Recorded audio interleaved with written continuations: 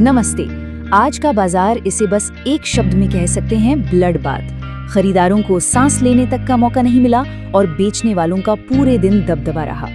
Nifty 50 ने 486 points की एक जबरदस्त गिरावट के साथ 22,846.70 पर क्लोजिंग दी है। ये 2.09% की बहुत बड़ी गिरावट है। तो इस भारी उथल-पुथल को समझने के लिए हम इन 5 जरूरी पॉइंट्स पर बात करेंगे। सबसे पहले, बाजार में इस गिरावट की बड़ी वजह क्या थी? फिर इस गिरावट में भी कौन से स्टॉक्स मजबूत दिखे, कौन से स्टॉक्स कमजोर हैं, निफ्टी के लिए अब आगे के लेवल्स क्या होंगे, और आखिर में एक हाई प्रोबेबिलिटी ट्रेड प्लान।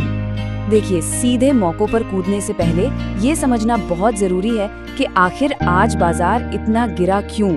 चलिए पहले इसके पीछे की वजहों को समझते हैं। और ये गिरावट ये कोई छोटी मोटी नहीं थी, बल्कि चौतरफा बिकवाली थी। निफ्टी 50 तो 2.09% गिरा ही, लेकिन बैंकिंग सेक्टर जो बाजार का लीडर है वो और भी बुरी तरह टूटा। बैंक निफ्टी में 2.5% से ज्यादा की गिरावट आई। ये साफ दिखाता है कि बाजार में हर तरफ से बेचने का दबाव था।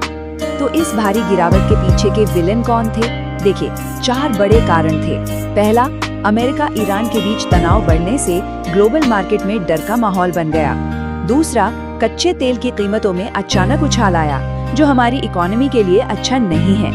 तीसरा, FIIs यानी विदेशी निवेशक लगातार तीसरे दिन बेच रहे थे।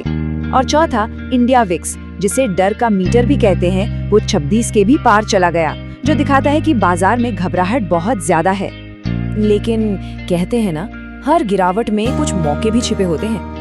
ऐसे लाल बाजार में भी कुछ स्टॉक्स थे जो न सिर्फ मजबूती से खड़े रहे, बल्कि हरे निशान में भी बंद हुए। चलिए अब उन स्टॉक्स पर नजर डालते हैं। और इस लिस्ट में सबसे पहला और सबसे मजबूत नाम है ONGC। आज का ये एक हीरो स्टॉक था। इसने न सिर्फ 0.8% की बढ़त दिखाई, बल्कि टेक्निकली इसने एक बहुत ही पावरफुल चैनल ब्रेकआउट दिया है, और वो भी जबरदस्त वॉल्यूम के साथ। ये एक क्लासिक साइन है कि स्टॉक में अभी भी बहुत दम बाकी है। तो ONGC के लिए गेम प्लान क्या हो सकता है? इसमें खरीदारी का लेवल 274.50 से 276.00 के बीच बन रहा है। स्टॉप लॉस 265 पर रखना होगा, और हमारा पहला टारगेट 285 और दूसरा टारगेट 300 या उससे भी ऊपर का हो सकता है। अगला मजबूत खिलाड़ी है TCS। IT सेक्टर ने आज थोड़ी हिम्मत दिखाई और TCS हरे निशान में बंद हुआ। इसकी वजह क्या है? टेक्निकली स्टॉक बहुत ज्यादा बिक चुका था, जिसे हम ओवरसोल्ड कहते हैं। यहाँ एक बुलिश डाइवर्जेंस भी बन रहा है, और ऐसा लग रहा है कि नतीजों से पहले स्टॉक में खरीदारी शुरू हो गई है। तो TCS में हमारी स्ट्रेटेजी होगी बाय ऑन डिप, यानी गिरावट पर खरीदने की। एंट्री लेवल 2360 से 2380 के बीच रहेगा। स्टॉप लॉस 2320 पर और टारगेट 2430, और उसके बाद 2460 से 2500 तक के हो सकते हैं। हमारी लिस्ट में तीसरा मजबूत स्टॉक है कोल इंडिया। ये एक डिफेंसिव स्टॉक है, और ऐसे घबराहट वाले बाजार में ये एक सेफ बेट बन सकता है।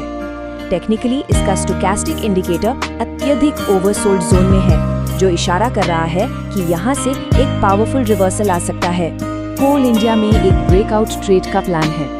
यहाँ 447.50 से 450 के बीच खरीदारी की जा सकती है, 435 के स्टॉप लॉस के साथ।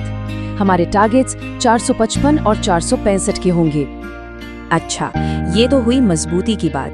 अब जरा सिक्के का दूसरा पहलू देखते हैं, यानी वो स्टॉक्स जो आज सबसे ज्यादा पिटे और अपने अहम सपोर्ट लेवल्स को तोड़ गए। यहाँ और गिरावट की आशंका बनी हुई है, और इस लिस्ट में सबसे पहला नाम है टाटा मोटर्स। ये आज के टॉप लूजर्स में से एक था। 5% से ज्यादा की गिरावट। टेक्निकली ये स्टॉक अब पूरी तरह से बेरिश ग्रिप में है, क्योंकि ये अपने सारे बड़े मूविंग एवरेजेस के नीचे चला गया है। ये साफ संकेत है कि अब कोई भी उछाल बिकवाली का मौका बन सकता है। तो टाटा मोटर्स के लिए स्ट्रैटेजी है सेल ऑन राइज, मतलब हर उछाल पर बेचने का मौका देखना है। बेचने का लेवल 670 से 675 के बीच होगा, स्टॉप लॉस 690 पर, और नीचे के टारगेट्स 650 और फिर 630, 620 तक के हो सकते हैं।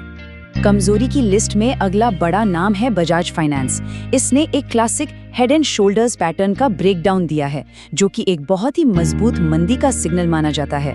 और इससे भी बड़ी बात, ऑप्शंस डेटा बता रहा है कि स्मार्ट मनी पुट ऑप्शंस में भारी पोजीशंस बना रहा है, मतलब वो और भी गिरावट की उम्मीद कर रहे हैं। तो बजाज फाइनेंस में भी हमारी स्ट्रैटेजी सेम रहेगी, सेल ऑन राइज। बेचने का लेवल 860 से 870 के बीच होगा, स्टॉप लॉस 895 पर सेट करना होगा और नीचे के टारगेट्स 820 और फिर 888 के होंगे। चलिए अब स्टॉक्स से हटकर वापस बड़ी पिक्चर पर आते हैं, निफ्टी पर। ये समझना बहुत जरूरी है कि अगले हफ्ते के लिए निफ्टी के कौन से लेवल मेक या ब्रेक वाले होंगे। निफ्टी ने आज के चार्ट पर एक बहुत ही पावरफुल बेरिश इनगल्फिंग कैंडल बनाई है। इसका मतलब जानते हैं? इसका मतलब है कि आज की एक ही गिरावट ने पिछले 2 दिनों की सारी तेजी को खा लिया। ये क्लासिक साइन है कि सेलर्स अब पूरी तरह से ड्राइविंग सीट पर आ गए हैं। तो अब निफ्टी के लिए लड़ाई के मैदान के लेवल्स बिल्कुल साफ हैं। नीचे की तरफ 22,500 एक बड़ा साइकोलॉजिकल सपोर्ट है। अगर वो टूटता है तो 22,200 एक मजबूत डिमांड जोन है। वहीं ऊपर की तरफ 23,100 और फिर 23,465 पर मजबूत रुकावट का सामना करना पड़ेगा। और अब वो हिस्सा जिसका सबको इंतजार रहता है, इस मार्केट सिचुएशन को देखते हुए एक high probability option trade setup बन रहा है। एक ऐसा ट्रेड जिसे हम जीरो टू हीरो ट्रेड कह सकते हैं। तो इस ट्रेड के लिए स्टेप बाय स्टेप प्लान क्या है, ध्यान से सुनिए। स्टेप 1, हमें निफ्टी के 22,800 के अहम सपोर्ट लेवल के टूटने का इंतजार करना है। स्टेप 2, जैसे ही ये लेवल टूटता है 22,800 का पुट ऑप्शन यानी पीई खरीदना है। Step 3, stop loss spot price में 23,000 पर लगाना है। और स्टेप 4, हमारा टारगेट नीचे 22,500 से 22,300 तक का होगा। अगर बिकवाली का दबाव बढ़ता है और वोलेटिलिटी और बढ़ती है तो इस 22,800 के पुट ऑप्शन में 5 से 6 गुना रिटर्न देने की क्षमता है।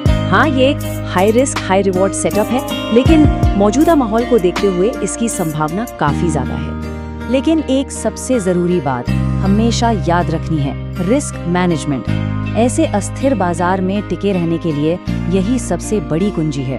पहला, अपनी पोजीशन साइज हमेशा छोटी रखें, अपने कैपिटल का सिर्फ 2-3% ही एक ट्रेड में लगाएं। दूसरा, अपने स्टॉप लॉस को सख्ती से फॉलो करें। और तीसरा, जब ट्रेड फेवर में जाए तो स्टॉप लॉस को ट्रेल करना न भूलें। और हम आपको इसी सवाल के साथ छोड़कर जा रहे हैं, जब बाजार में इतनी उथल पुथल हो तो क्या कुछ न करना ही सबसे बड़ा रिस्क है? अपनी स्ट्रैटेजी पर जरूर सोचिए।